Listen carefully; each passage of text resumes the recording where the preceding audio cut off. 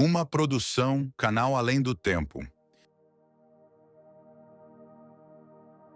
Noite de julho do ano 64 depois de Cristo. Roma, a capital do império mais poderoso do mundo, dormia sob o calor do verão mediterrâneo. As ruas estreitas, construídas em grande parte de madeira e palha, eram como um campo preparado para a tragédia. De repente, chamas surgem próximas ao Circo Máximo, o gigantesco espaço de entretenimento popular, e em poucas horas o fogo ganha força, arrastado pelo vento. Começava o incêndio de Roma, um dos eventos mais marcantes da história da antiguidade. O fogo se espalhou rapidamente. Casas, lojas, armazéns e templos eram consumidos em questão de minutos. As construções amontoadas, feitas de materiais inflamáveis, transformaram os bairros populares em verdadeiras fogueiras. O caos se instalou. Pessoas fugiam desesperadas, carregando crianças, animais e os poucos pertences que podiam salvar. O céu noturno se iluminava com uma cortina vermelha que parecia não ter fim. A cidade inteira parecia estar em chamas. O incêndio durou 6 dias ininterruptos. Quando parecia controlado, reacendeu e se estendeu por mais 3 dias. No total, 9 dias de destruição. Dos 14 bairros de Roma, apenas 4 permaneceram intactos.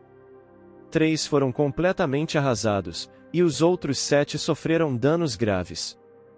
Estima-se que milhares de pessoas tenham morrido, embora os números exatos jamais sejam conhecidos. As fontes falam de corpos queimados, de famílias inteiras desaparecidas e de um povo sem teto, vagando pelas ruas cobertas de cinzas. A capital do império, símbolo de poder e grandeza, tinha se transformado em ruínas. Nesse cenário surge a figura de Nero, o imperador. Os relatos antigos descrevem de forma contraditória a sua atuação durante a tragédia. Alguns cronistas, como Tácito, afirmam que Nero estava em sua vila em Âncio, a mais de 50 quilômetros de Roma, quando as chamas começaram. Outros textos, mais lendários, sugerem que ele teria assistido ao incêndio da sacada de seu palácio, encantado pelas chamas, tocando sua lira e declamando versos sobre a destruição de Troia. Essa imagem atravessou os séculos, mas os historiadores modernos a consideram improvável e mais fruto da propaganda de seus inimigos do que de uma realidade comprovada. O que parece mais plausível é que Nero, ao tomar conhecimento do desastre, retornou a Roma e organizou medidas de socorro. Fontes mencionam que ele abriu seus jardins para acolher os desabrigados, mandou distribuir alimentos a preços reduzidos e tentou coordenar esforços para conter as chamas. Mas, mesmo com essas ações, a sua imagem foi marcada pela suspeita. Afinal, muitos se perguntavam, quem se beneficiaria com a destruição de Roma? E a resposta, para muitos, apontava diretamente para o imperador. Pouco tempo depois do incêndio, Nero deu início a um ambicioso projeto de reconstrução da cidade. Ele impôs novas regras urbanísticas, determinando que as ruas fossem mais largas, que os prédios usassem pedra em vez de madeira e que fossem construídos pórticos que serviriam como barreiras contra futuras propagação de fogo. Do ponto de vista administrativo, essas medidas foram um avanço. Mas, junto delas, Nero ergueu também a Domus Aurea, a Casa Dourada, um palácio gigantesco construído sobre parte das terras devastadas. Isso alimentou ainda mais os rumores de que o fogo teria sido proposital, planejado para abrir espaço para as ambições pessoais do imperador. A necessidade de encontrar culpados também pesou. A população, revoltada, desconfiava cada vez mais do próprio governo. Para se defender, Nero transferiu a culpa para uma comunidade pequena, ainda pouco conhecida, mas já mal vista por muitos, e os cristãos. Eles foram acusados de terem ateado fogo à cidade. Essa acusação resultou em uma das primeiras perseguições organizadas contra cristãos em Roma. Muitos foram presos, torturados e mortos de forma cruel, servindo como espetáculo para o povo em arenas. Esse episódio foi fundamental para a formação da memória cristã sobre o martírio e marcou profundamente a relação entre o Império Romano e a nova fé que crescia no Mediterrâneo. Hoje, mais de 1900 anos depois, a pergunta permanece: Nero realmente incendiou Roma? A resposta é incerta.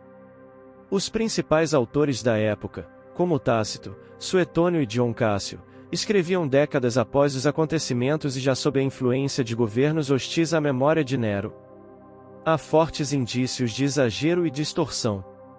A visão de Nero como um tirano cruel, amante das artes e indiferente ao sofrimento de seu povo, pode ter sido construída em grande parte por seus inimigos políticos. Por outro lado, é difícil ignorar que o imperador realmente aproveitou o desastre para realizar seus projetos mais ambiciosos e que sua postura diante do povo não conseguiu apagar a sensação de responsabilidade.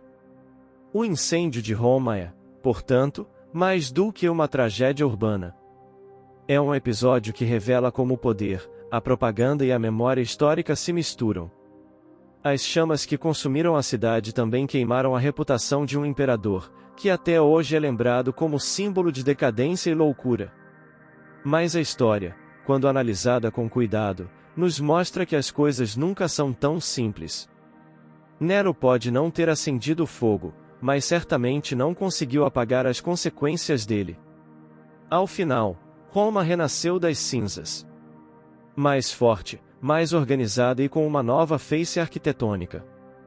O incêndio, apesar da dor e das perdas, foi também um ponto de transformação na história urbana da cidade. Mas a sombra da tragédia acompanhou o império por séculos, alimentando lendas, discursos políticos e a construção de uma imagem que resistiu ao tempo. E essa é a história do grande incêndio de Roma no ano 64 d.C., no governo de Nero. Um episódio que mistura tragédia, política e memória, e que até hoje nos convida a refletir sobre o poder e seus limites. Se você gostou desse conteúdo, deixe o like, se inscreva no canal e compartilhe este vídeo com quem também gosta de história. Isso ajuda muito o nosso trabalho e nos incentiva a trazer cada vez mais conteúdos profundos e detalhados como este. Esse foi o Além do Tempo. Nos vemos no próximo episódio.